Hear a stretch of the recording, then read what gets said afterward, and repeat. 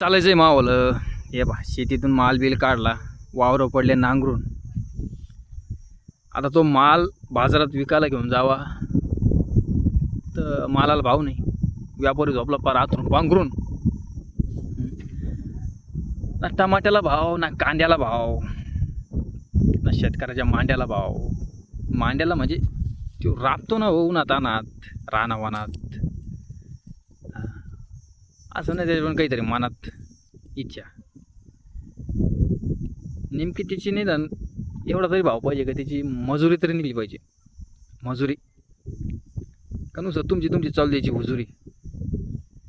अरे मीठ समुद्रापासून फुकट मिळतं, त्याला काही आपदाची गरज नाही, काही नाही. तरीसुद्धा ती 20-30 रुपयाला पुडी.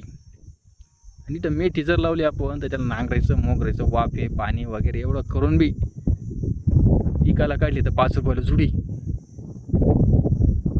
आणि ती सुद्धा घेत नाही, लगे ह्या दुकानावर लगे त्या दुकानावर उडी.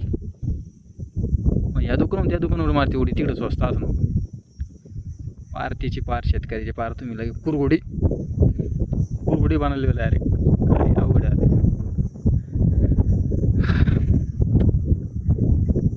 शिंदा आहे तो जगाचा.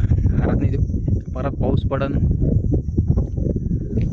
परत लगे नांगरवर चढन, देईन कोसून परत मोगडून पिकडून परत लढन. तो काही नाही, तो हारत नाही तो.